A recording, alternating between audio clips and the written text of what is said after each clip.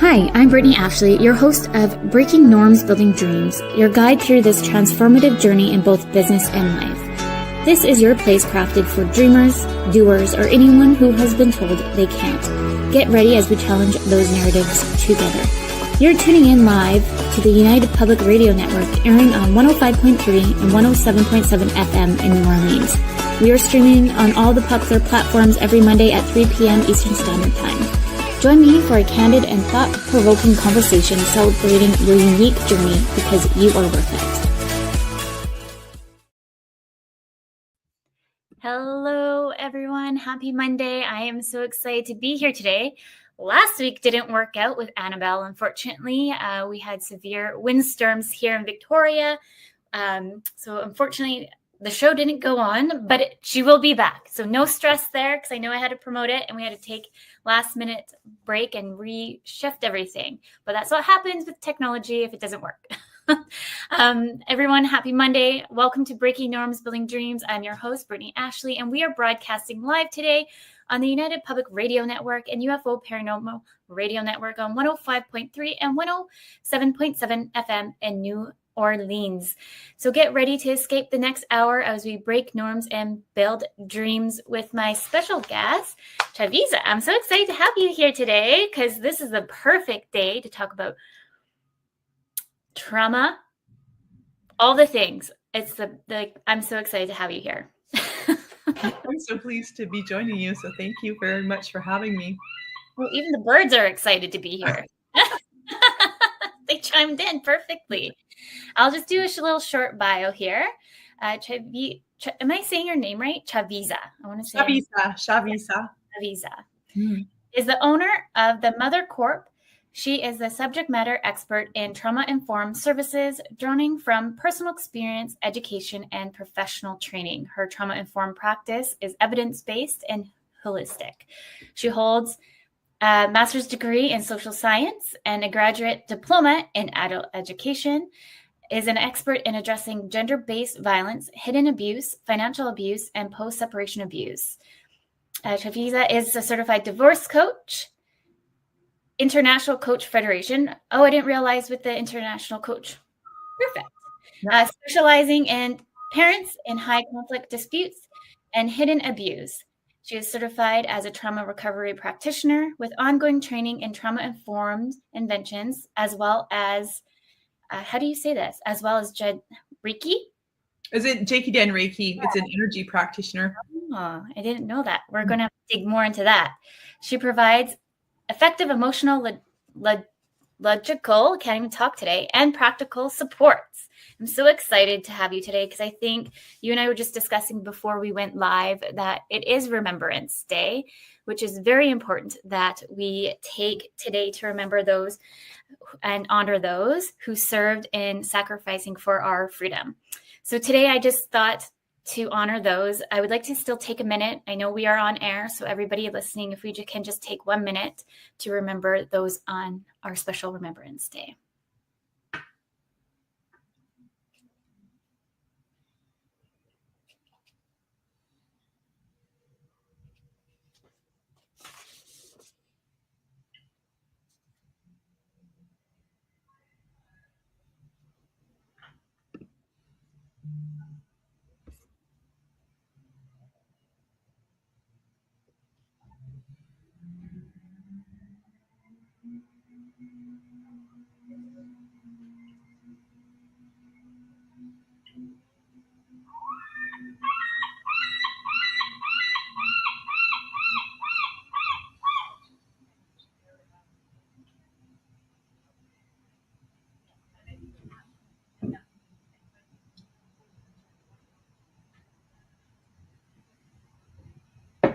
Thank you, everyone. I had a stopwatch to make sure that we did the 1 minute. Well, I'm so excited. Let's maybe dig in on Remembrance Day and the trauma there. Let's just go right into it. So, well, it's such a beautiful experience to talk to you today of all days, because Remembrance Day is the marker for the end of World War II. And so that means that so many of us have had grandparents particularly males, but the women who accompanied them and supported them and built families with them, impacted by war. And so World War II is a good representative of how intergenerational trauma works, right? Because the dynamics of these men coming back from atrocities and then trying to rebuild normal lives and recommence relationships and have families with that sort of often frequently unprocessed trauma. What that meant is that went into family systems, and that created and commenced in those circumstances the beginning of maybe some unusual relationship. So I can give an example from my family, like someone who goes into rage, or someone who goes into black rage, where it's like the family goes off to give this person a lot of space. And that's actually, like, I always thought about it in my family as that was a behavior, but actually what that was is trauma showing up, unaddressed trauma showing up. And so families learn to mitigate and navigate as people start to try and manage these unaddressed traumas. And so they come down through family lines. And so when we think of them, we think, oh, my grandparents had tics and quirks, and they had strange behaviors, and there were some strange family relationships. We don't really get our finger on the pulse. But actually, if we look carefully and we think, this is a generation of men who came home from atrocities, there's very likely intergenerational trauma that's impacted probably the majority of families. And this is just part of what we deem normal, or just how our families are. But so this is a beautiful opportunity to have this discussion today. I'm actually doing a course. I didn't even have a chance to tell you this, but I'm actually doing a course, Trauma with Money. And right now we're kind of digging into the root of at like child trauma to the gene trauma. What does that mean? So I just love to hear more from you. Like, maybe we can just start from what is trauma? Like we don't have to give like the dictionary term, but just for anybody listening, maybe we can kind of break that down, because there's so many different ways that it can go. So trauma is, what's interesting about trauma is it can be a single occurrence or multiple occurrences. And so it's something that overwhelms the system, that overwhelms the normal adaptation to be able to cope. So I'll give you an example of a single event, like a car accident, or a violence on the street, or an extended experience, something like violence in the home, or gender-based violence that's ongoing, or even going through extensive litigation towards getting separated. Those are different kinds of traumas, but basically they overwhelm the human adaptation to be able to incorporate into day-to-day life. And trauma often evokes feelings of helplessness and terror that overwhelms the system. And so what's interesting about trauma is, let's say you and I have the same traumatic experience, Brittany. You might bounce back perfectly fine and just keep going with your life. And I might feel a significant impact from that trauma for days and weeks and months and years. So how people respond to trauma is very individuated. And so basically it has to be understood in context. Yeah. And you're not just specialized in one area of trauma, which I just find amazing, because post-separation trauma or post-separation abuse, I never even heard of before. Or like, I've heard of financial abuse, because that's kind of part of the money and trauma that we're talking a little bit more about. But do you find like one shows up more than the other? Or how does trauma show up? I know you said individually and it's such a range, but I want to maybe go back to the questions. How common is it? Well, this is a great question. And this is where I do a lot of my work, is around de-stigmatizing trauma. So my background, I have a master's degree and a graduate diploma. And then I'm also, as you said, a certified divorce coach, and I'm certified in trauma recovery. But I always like to do my practice evidence-based. So I love reading theory. And so trauma is pretty prevalent. So the ACE studies, the early childhood experiences study, say that under 18 years of age, the first number I found was 50% of children experience a traumatic experience, 1 to 2, and then up to 64%. So that means over half our population is experiencing trauma, maybe from their very early years or their commencing of their lives. Mm-hmm.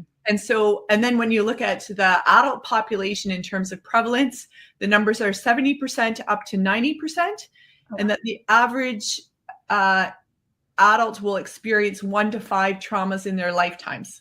So this is and this is part of why I'm so passionate about this project, this topic, because I would say this is my life project. I'm so passionate about trauma-informed practices and trauma-informed care, because it's not a us and them over there situation. It's not a, oh, there's trauma over there.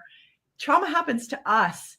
It's part of what is part of the human experience. And so if you're alive on earth for enough period of a time, you are more than likely to experience a trauma. And so it's a me, we, and us experience. It's not over there. And so I try and really situate humanity and compassion based on the numbers. We're living with this. So can we be kind and gentle and compassionate to ourselves? Because if I'm experiencing, then likely many others are too, right? Yeah, it's kind of, it doesn't fit in one box, I want to say. Not at all. And like the one thing that I've been just saying, like I did like a presentation not too long ago of how can we give each other more grace? How can we give each other more? I actually just saw a TikTok was like, I watch so much TikTok, but that was kind of, there was a state of the situation of a person, and it was just instant judgment of, oh, that person shouldn't be a mother because of X, Y, and Z. And then 20 minutes earlier, it kind of rewinds back. And it was actually a kid being put into a foster home for the first time or the 6th time. And they went out for lunch just to see it because he asked to go for lunch. And that person who placed that judgment right away didn't understand what maybe happened 20 minutes ago or 30 days ago. Just it's like that instant judgment state. And so how do we as humans stop judging right away and ask more curious questions or be more kinder? Well, this is it. Instead of coming at it with a judgment lens, like curiosity and trying to understand context, because it takes thoughtfulness to plug in, to be willing to understand the context that someone finds themselves in, and also the context that facilitate the adaptive behavior, right? But, I just want to return to the, I heard great things about the trauma of money as a program. So well done on taking that. But it's true, like if we go back to thinking about Remembrance Day and the men who returned from war, like, you know, many people were recommencing their lives, right? And arguably with nothing. And so, you know, you're starting to see the early seeds of some of this intergenerational trauma of money, right? Where it's like people are scraping together a few things and then starting to have families, you know, and starting to have kids, and then not necessarily having enough resources. So then there's scarcity, and there's, you know, food issue, you know, food scarcity and monetary scarcity. And so these kind of behaviors to adapt to scarcity, they start to turn into behaviors that trickle down family lines. And this is where you start to see like generations like ours, where there is trauma around money and you can't necessarily put your finger on it, but it's like learned behaviors over generations. Yes. I've been doing so many different quizzes and all the things for the class. And even just like, I kid you not, like I probably cry almost every single time we're in that course, because they want you to go through your own inner trauma before you go and work with anybody else. And so you kind of learn like your patterns and where those things come up as well. And I love that they have little segment groups as well for, my background is Métis. And so it's, we meet as a group as Indigenous Métis, those of Black, all in one area, and we kind of go and break down the onion a little bit more and ask, and it's a safe place. And I love it. And having that safe place to kind of talk through and understand the trauma and that where it's coming from too. And that's one of the foundational principles around where you start to address trauma is you produce the safe container, the safe relationship from which you can start to catch your breath and also then start to be reflexive. And so a big part of what I do is I bring my professional background with my lived expertise. So I've had my own experience of extended gender-based violence and post-traumatic or post-separation abuse. And so I bring that lived expertise to be able to support the people that I work with. And so it's in part, it's exactly what you're talking about. It's the starting to process and break down and do that personal work where you're reflexive and you understand the impact and you have the feeling state and allow the feeling state to emerge.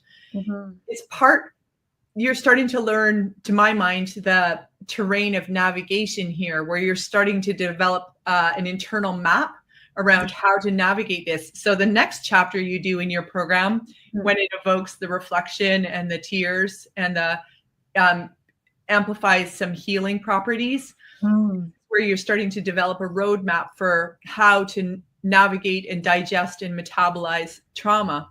And so that's a really powerful place to work with other people from, because you've already done that terrain.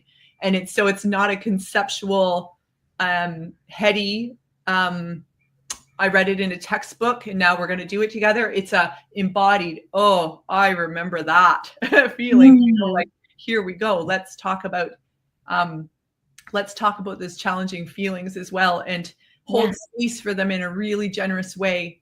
And it's hard to talk about trauma, but heal and go through those pieces is really important. It's funny because I did like a tarot card reading not too long ago. The lady looked at me and she's like, you're going to recover from 3 major traumas in your life, and you're going to do X, Y, and Z. And now I'm doing this course. I'm like, oh, did she look into my future? It's so funny. But the one thing that we did in the program is like writing a letter to money.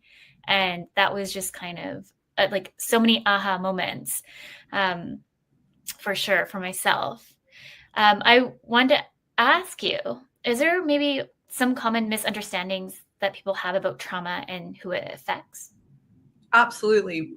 So as a society, I would say we're pretty avoidant, and especially around trauma. We want it to be over there. If we look at our languaging, even around PTSD, post-traumatic stress disorder, it's over. Like, I work with populations who are experiencing trauma, who have experienced trauma, and who are living with trauma. It's not post for the people that I serve. They are going through trauma. And so as a society, I think there's almost like an insistence. I am uncomfortable with, or like, I think as a societal voice, it's like, we're uncomfortable with trauma and we want it over there in the past. And so that's part of why I do the service I do, because it's so hard for family and friends to accompany people through trauma, especially extended trauma, because it's so ongoing and laborious, but it takes so much emotional capacity that we're not necessarily as within our society comfortable with, especially like the big feelings, and then especially if institutions are involved and it's so bureaucratic and complicated and so hard to navigate, and people are overwhelmed with navigating big systems. So the feelings plus the navigation can be so intense for people. And so if we're uncomfortable with these feeling states, then we're not meaningfully accompanied. And so I think often for the people that I serve, their family and friends fall away because they can't stay connected. And so part of why I developed the Mother Corp and the intention is to take weight out of the network. It's like, from like lawyers who have a client who's crying in their office, I can help that client get grounded so that they can interact with their lawyer efficiently. But I can also do that for friends and family where they're worried about a friend and they're in an arduous situation, but the friend's already got their plate overloaded. And so they can't meaningfully accompany and support. And so when they tee me in, then the friend feels relieved. Okay, we've got this beloved friend who we want to help into good hands. Yeah. So it relieves, I guess I'll use in this term, the word burden, or relieves weight. Yeah. And so people can rest. And then we know the person who needs the support is getting some meaningful, loving support of someone who understands the terrain and is not overwhelmed by it. Mm-hmm. And it's not to say that friend or a family member doesn't want to help that person. It's just they might not have the right tools in their toolbox to help them navigate certain things that they've never maybe even went through themselves or whichever. So that's where you step in. Absolutely. It's like when I remember when I was talking about the extended gender-based violence that I experienced, and people would say to me, you just need a lawyer. You just need a good lawyer. Mm-hmm. And it's like being offered like a lollipop in front of a fire. It's like the lollipop doesn't put out the fire, it's like, it was such a disconnect. And so sometimes like I found that kind of feedback where someone says, you just need a so-and-so. What they're articulating to the person who's in need is, I don't understand your terrain. Mm-hmm. And I don't understand what you're going through. So they're making these kind of like very surface level gestures without understanding the complexity. Like, you do need a good lawyer, but a good lawyer is a long, arduous process. And you also need phenomenal support going through that interaction, right? Mm-hmm. Experience. Yeah. And just kind of going back to that too, like I find we've had very close friends go through a lot of kind of trauma-based things. And I'm the kind of person that always wants to help. As much as I can. I'll go 100 miles a minute to help. But the thing is that I know, like doing like my own kind of education and understanding on coaching and therapy and all that I can't always necessarily be that helper. So my way of my toolbox is, I know you. I'm like, let me bring in so-and-so, or I know a great person over here for this. Like, to know these kind of people within your network is also a way of helping, instead of just not like, you don't need to like sometimes dig root into a conversation if someone doesn't feel comfortable in doing it, but knowing that they have those resources too, to kind of reach out. Absolutely. I mean, to be resourced means to have, a doctor and a lawyer and a, resource all over, as many resources as you can, I guess, gather so that you can have the correct resource for the right thing. Yeah. I mean, the thing is, in our society, people get divorced. Mm-hmm. Divorce is frequent. One time, people get married maybe up to 2 or 3 times in their lifetimes, right? Yeah. And so divorce, even if you got divorced 2 or 3 times in your lifetime, it's still a rare experience and a rare occasion. But I'm trained in the terrain of divorce. I understand the nuances, and I'm very familiar with this space. So for me, I understand how to navigate this space. And then the other thing is, because the divorces that I specialize in are high conflict, they're often traumatic. And that's why I got certified in trauma recovery, because in part, when people are interacting with institutions, and we know institutions don't work for everyone, and we know some people have better experiences with institutions than others, so that's really well documented. But because now somebody's interacting with an institution, then it can amplify the kind of trauma that people are experiencing. And so that's where it's really useful to be able to combine the knowledge of the terrain of divorce, and then my expertise around gender-based violence and hidden abuse and post-separation abuse and financial abuse, as well as being able to do trauma recovery. Because when the people that I work with, I really support them to look after themselves and do self-care.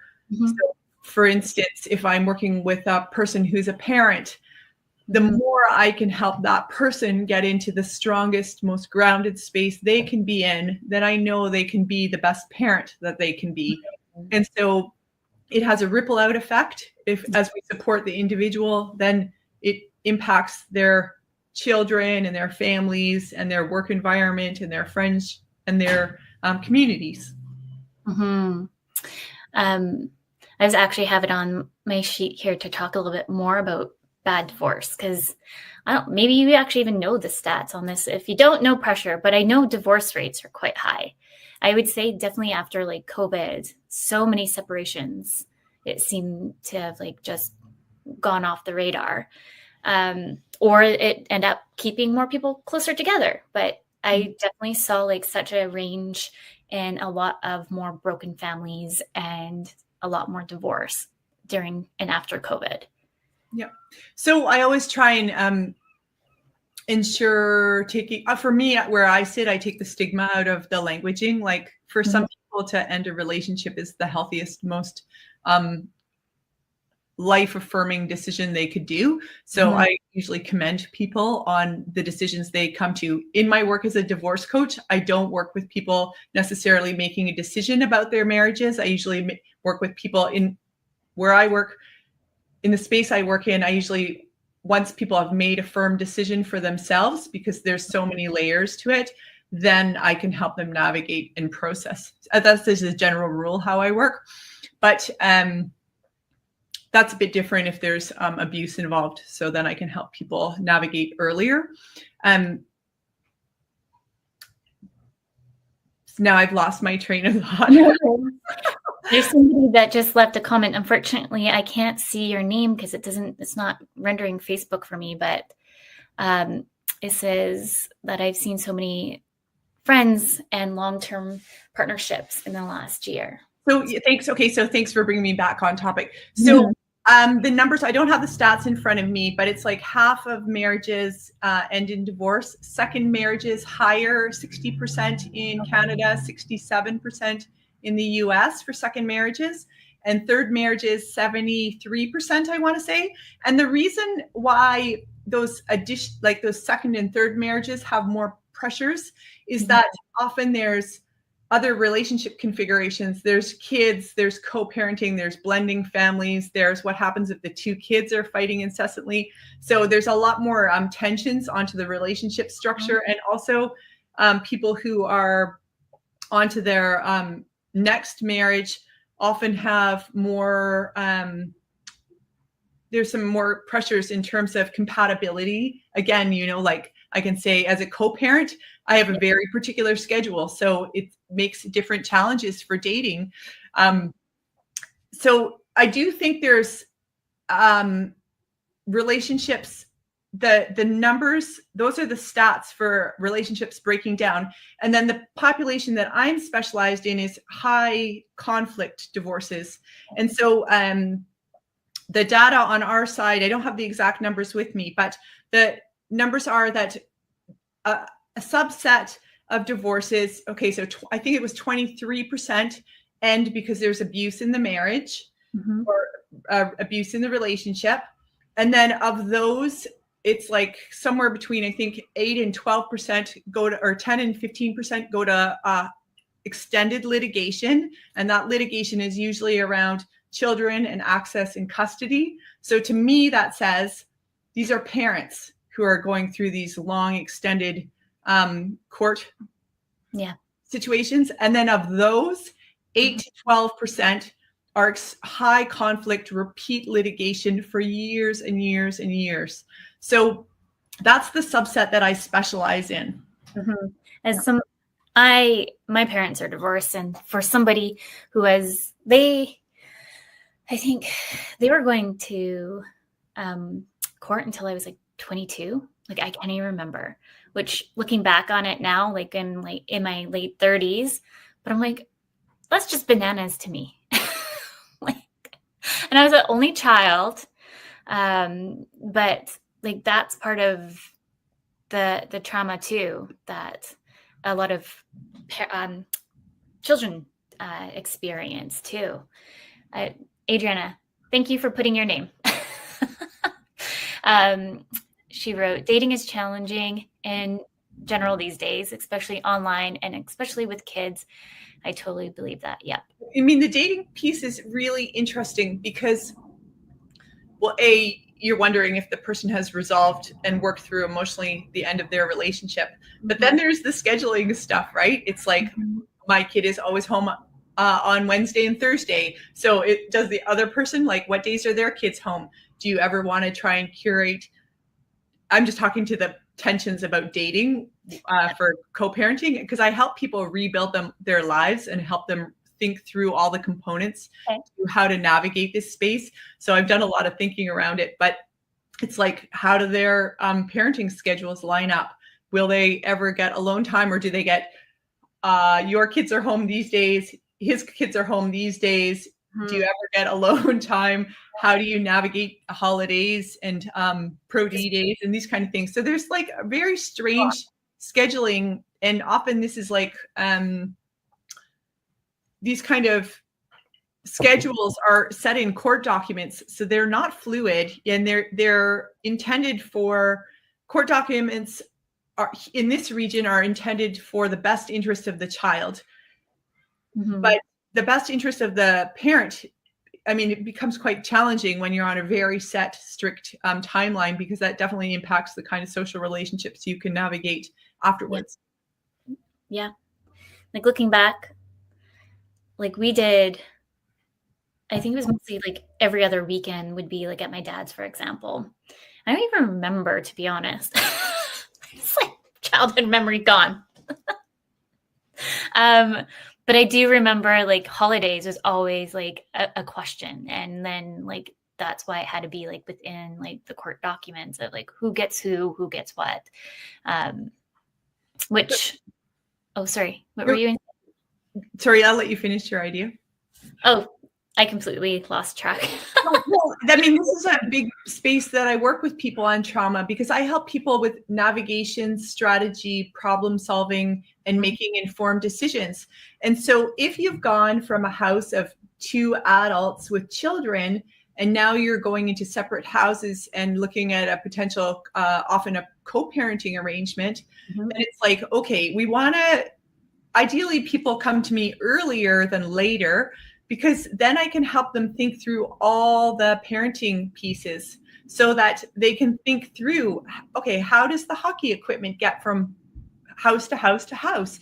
How does camps sign up? Who signs up for camp? Who pays the deposit? Like, if you don't pre-think out all those nuances, and let's say you forget a few details on a parenting arrangement, then it can produce a lot of space where it can become sites of contention and long and extended disputes and a lot of stress. So it's, to my mind, it's really useful to talk to someone who's skilled in this area early, so that you can try and like dot all the I's and cross all the T's, so that later you haven't, inadvertently, because people are under so much stress and trauma during these processes, that it's really easy to not understand the nuances of what that's going to produce. And often that paperwork will produce a decade or a decade and a half of what your reality is going to be like. Yeah. Now that you're saying all this, I'm like, yeah, I remember all this being like an issue, and I would just have spare clothes. So then when I was jumping between houses, it wouldn't be like an ordeal of me bringing back and forth clothing or whatever. It was just easy because I just knew that certain things were there. Less stress. Yeah. I mean, I think it comes back to this idea around whether or not financial abuse has occurred, and if there's enough resources in both homes to make sure that there's adequate extra stuff. Like, in my heart, I'm an environmentalist. So the idea that one child now needs 2 of everything is, it's environmentally degrading. It's kind of like, obviously, like, the best case scenario is that there's free flow of whatever materials and items the child needs between homes. but often that's not the way it goes. And so people really have to sort of work to do the best they can. Yeah. I like just to see like co-parenting now and how I feel like it's evolved so much more. I think we're talking a lot more about co-parenting a lot more and how it can look really good, which is, I think, amazing for the kiddos. We're already halfway past. So for anyone just listening, I told you it was going to go fast. Yeah. We are midway into the show. So those just tuning in, please welcome Chavisa, and we're going through the trauma with we're breaking it down greatly. Our next topic, please stay tuned, because this is going to be a next topic that we're going to be jumping in a little bit about the election. But thank you for those listening to United Public Radio Network and UFO Paranormal Radio Network on 105.3 and 107.7 FM in New Orleans.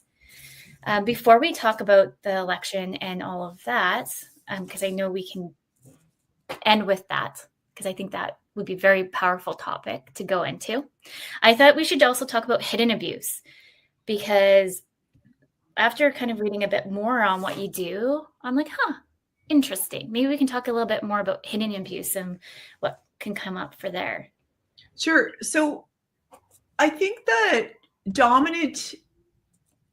dominant ideas around what abuse is physical and sexual. And those are definitely the most dominant kinds of violence that people experience.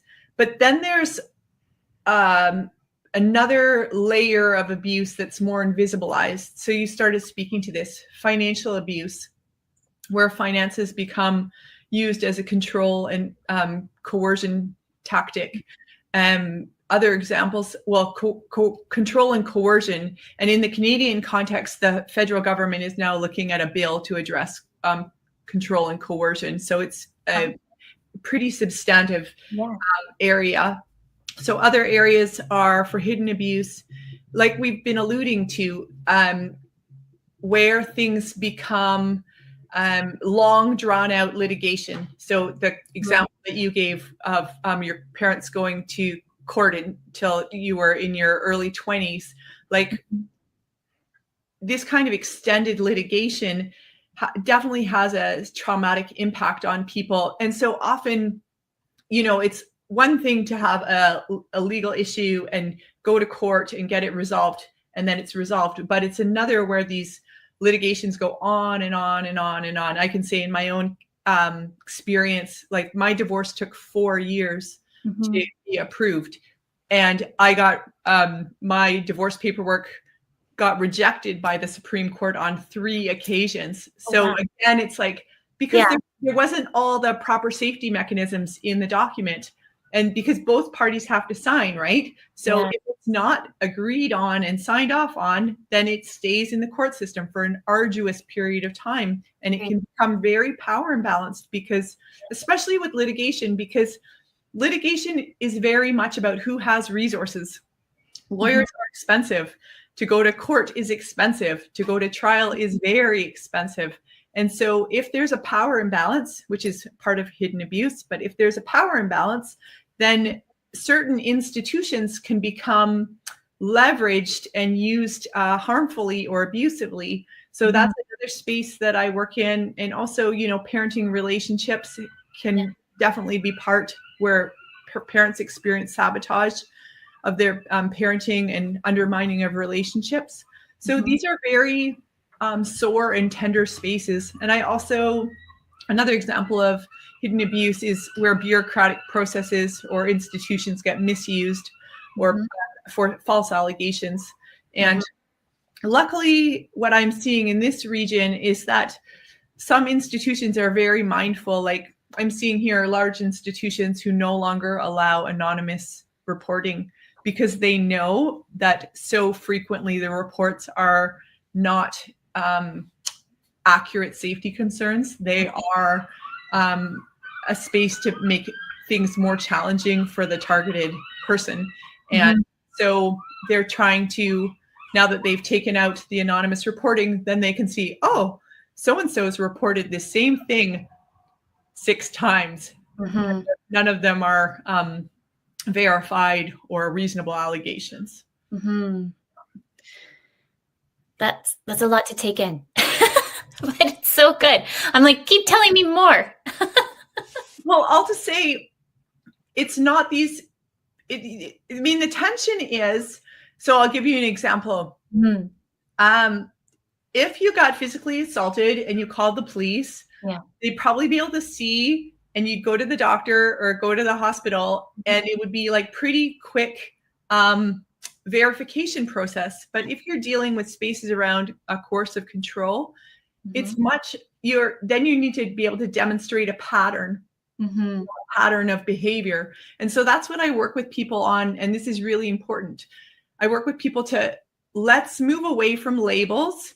Labels like narcissist and gaslighting and are not useful. Let's demonstrate with facts and behaviors and actions. And then we can say, hey, look, this behavior happened on 26 occasions. And then you can demonstrate a pattern. I like that. Well, I think it's really important. I mean, for people who are traveling through legal spheres, they need to work in a way that's functional for the legal sphere. I'm not a lawyer, I'm not a therapist, and I'm not a financial planner, but I can help people navigate and get really clear and gather their documentation and help them document what's going on so that they can demonstrate facts so that they can articulate their position. Yeah. And it's very true to have the facts. I came from, before my husband, a physically abusive relationship. And I remember being in the courtroom and they're like arguing with me all these things. And I don't know what happened, but I blacked out. And I remember being like, I just listed all the facts and the dates. Like, I don't even remember where I remembered it from. And then I looked at the judge and it was like, kind of like at that point was like, case closed. Like, we're done. She was in the right, standing up for herself and so I was just like, I don't know what happened, but I remember stating all the facts very specifically and not trying to pinpoint being like, oh, he's narcissistic. And so we need to just, you know what I mean? Like, yeah. I mean, well, it sounds like you had a trauma. And so just to acknowledge that, like, it sounds like your body was responding to trauma.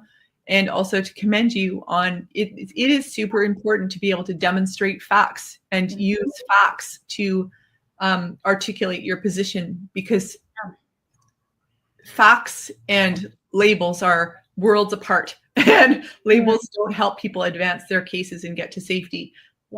But facts do. And facts are what's needed to move effectively through institutions. And that's a lot of what I help people with, is to be efficient and effective. So they can bring their messiness to me, and I'm happy to have people cry and grieve and rage, whatever the big feelings are. I'm a safe place where you can have those feelings. But at the end of the day, you don't want to be having crying in your lawyer's office, because that's a very expensive place to cry.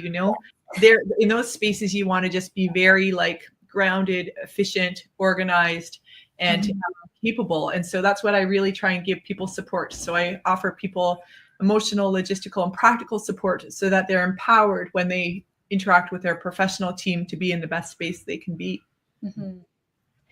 I love that, because thinking back and the different kind of traumas, you're not really sometimes in the right state. You're just kind of sometimes in the fight mode. And so you just don't know what else to kind of do other than show up and fight. So when I was going through all that stuff, I blacked out, and I don't even know how I remembered certain things, but I just did. And that helped with the case. I'm looking at the time, and I want to be mindful of this, but I think really we should talk a little bit about the election trauma and all the stress and all the things that we're seeing there. I know this could be a hot topic for anybody that might be listening. So be mindful of your comments, please. Well, I first start by saying I'm on the unceded territory of the Squamish, Musqueam, and Tsleil-Waututh peoples. So I live in Vancouver, Canada. So I'm distinctly a neighbor of Americans south of me. So just to put that in context, but as a neighbor, it's been very challenging to see the election results, and mindful that for many, this is the results of the election has commenced and is a reiteration of a collective trauma. And so my intuitive guess is that a third to half the population is currently experiencing a collective trauma. So as said at the beginning, when we looked at discussed the commensurate definition of trauma, if two people have a trauma, one might bounce back and have no issue. And for another, it might be a very, very long process and very challenging. So, some people will bounce back, and some people will sit with a lot of big, complex feelings and a lot of complex thinking and grieving as a result of this. But we know disproportionately some populations are impacted more substantively than others. And so this election result is going to have more challenges for some people than others, in which case the trauma in those populations would be more pronounced. Do you have, if anyone's maybe dealing with a lot of stress right now, a lot of trauma, do you have any advice for them if they're listening to us today? So I always start with myself. This is the sphere that I can manage. And so I encourage people who are going through trauma to really ramp up the self-care and really try and start to take beautiful, beautiful, exquisite care of yourself. So that means, sitting and having your water with regularity. And I'm not trying to simplify what it is, but I do think as humans who have to eat a number of times a day and have to go to the washroom a number of times a day and have to drink a number of times a day, how can we take these basic things that help us sustain ourselves? How can we turn them and make them from an average behavior to a next level self-care behavior? So I'll give you an example. I have to eat. I can eat over the sink, standing up, just take the food out of the fridge and eat over the sink. It's very functional, right? Like a horse would eat hay. Yeah. Or no, but this is an act of self-care, is when I realized, okay, this is a space that I can do an intervention. I can do an intervention by setting the table for myself. I can set the table and I can fold a napkin, even if it's a paper towel. If I fold it, it looks more pleasing. And so I set the space for this. Create an environment for where I'm going to consume and nourish myself, right? This is very different than eating like a horse over the sink. You're doing the exact same function, right? You're getting food into your body, but the act of creation and being attentive to the environment, and again, taking the invitation to rethink the context, is a very powerful space around self-care, right? Taking yourself for a walk the beautiful way as opposed to the most straightforward way. Making sure that you go and spend time with nature, because nature is very healing and nature has been here a lot longer than us. So, it's like find spaces to restore yourself. And I also think during collective trauma, spaces we can look after ourselves is connect with community, build community, affirm community, reach out to community, and just try and amplify those relationships. Because in my mind, what I've seen thus far in the last few days is that there's an awful lot of love traveling through these networks. And it wasn't there before. So actually, this is an amplified space for loving other people and receiving love in return. While you're speaking there, I was just thinking in my brain, what about community? And I love that you touched on that, because I think during these times right now, you might be feeling alone, that different things might be coming up for you emotionally about the current election, and to know that you're not alone. I'm based also in Canada. I'm up here on the Songhees land, Victoria, BC. but we're very close. We're very close. We're not too far off the beaten track, very close to Seattle. So I interact a lot with a lot of Americans through my networking and all of that. And there's so many that have told me that they want to come move to Canada, that they're completely shut down. They're very emotional about everything that has happened, and they just don't know what else to do but other than leave America. Well, I mean, like in the work I do, it's like watching a neighbor who's dating someone who's got a known history of sexual assault, and you're thinking to yourself, oh my God, that person is not going to be safe. They are dating someone who's dangerous. And the thing is, it's very painful to watch someone and think, oh, well, I'm dating someone who's got a background of sexual assault, but they won't hurt me. They won't hurt here. You know, like there's a cognitive dissonance that's required. And so it's a lot for neighbors to observe and grapple with. It's a lot for Americans to experience and grapple with.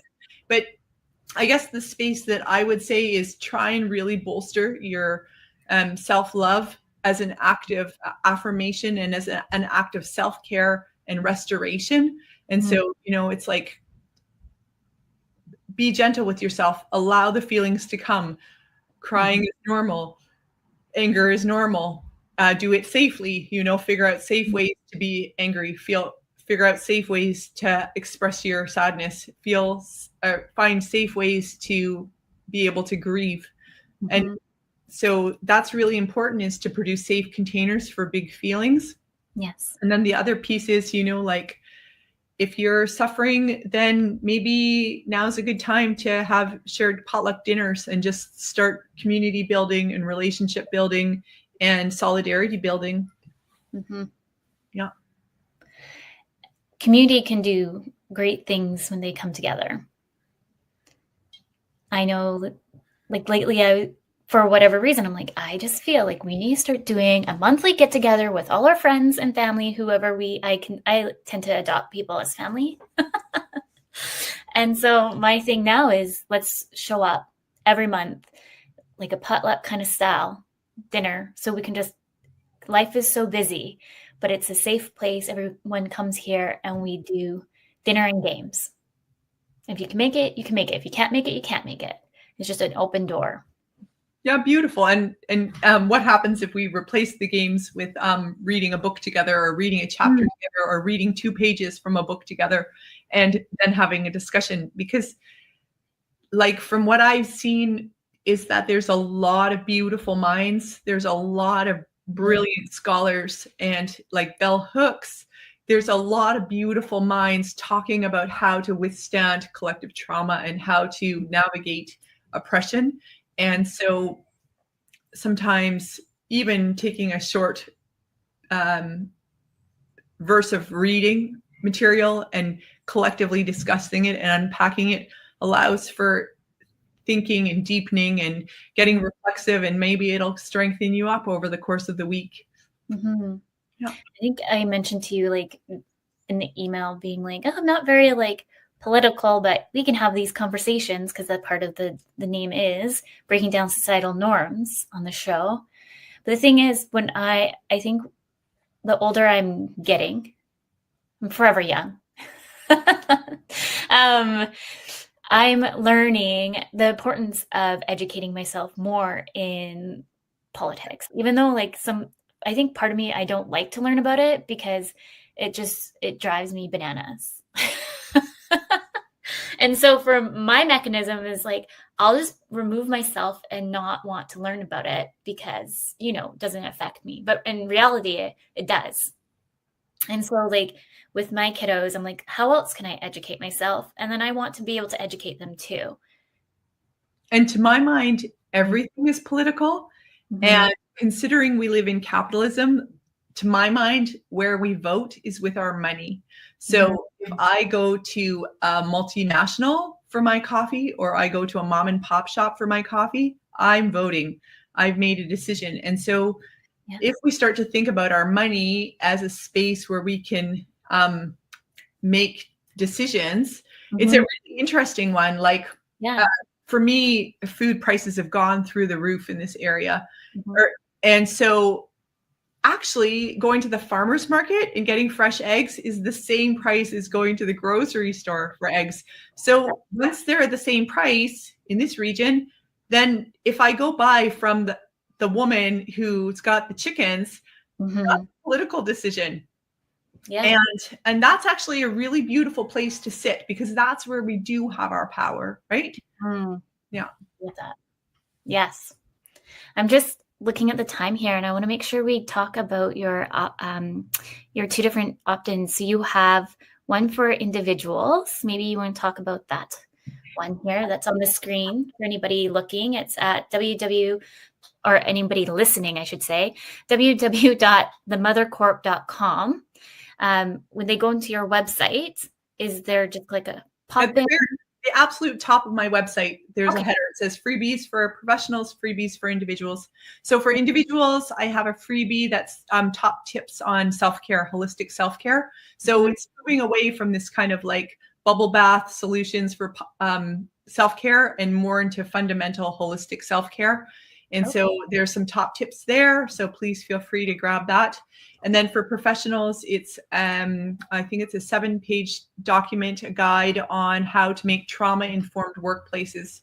Because as I was saying before, in terms of prevalence, trauma affects us as people. And so we have long relationships with our workplaces. And so indeed, over time, workplaces are impacted by trauma. And so becoming trauma informed, especially for professionals and for workforces, this allows workplaces to be more holistic. But once you take care of people really well, what it ends up doing is it amplifies your workforce, because people are more connected, engaged, they feel cared for, and that means they bring more energy, more focus, and more ability to bring their creative and intellectual capacity to advancing the workplace. So please feel free to grab both of those. I like that you brought that up, because I know we're a little bit more focused today on individually trauma, but I like thinking more of the workplace, because it's so true. I worked in a very toxic work environment, and so knowing that you do this as well is amazing. I love being able to meld my mind with my heart. And so when I serve both populations of professionals and individuals, they make use of all of my talent set, which is so beautiful to experience. Yes, I love that. I have that. If anyone's watching on YouTube here is for the professional and workplace information. So then you can opt in there. And then I'm just going to switch back for the individuals. I can't have 2 on the same time. Beautiful. Well. So my website's themothercorp.com, and people are welcome to find me there. I'd love it if you joined my mailing list. That way we can stay connected. And please feel free to reach out. I always give complimentary 20 to 30 minute comp calls for people if they want to work one-on-one. And that allows me to have a conversation with them and understand the situation they're dealing with and ensure that it's a good fit. I always try and ensure that I work with people where I can be very effective with them. So if I'm not able to serve you, then I'll give resources and direct people to an appropriate resource. But I want to be able to really love and serve the people that I work with. I love that. I love that you came on the show today. We'll have you back next year. Can you believe we're already in like 20? My brain can't comprehend that we're almost in 2025. But definitely, I think maybe we can talk a bit about have you back on the workplace trauma and all of that. I think it would be good for others to kind of learn a bit more of that. For everybody listening, thank you so much for tuning into Breaking Norms, Building Dreams. And a big thank you also to the United Public Radio Network, Paranormal Radio Network. Next week, please tune in at 12 Pacific Standard Time, 3 Eastern Time. And we have another special guest. Again, thank you so much, Chavisa, to come on today. Such a pleasure. It's been such a lovely conversation. Thank you. And thanks for having me on this particularly special day. Yes.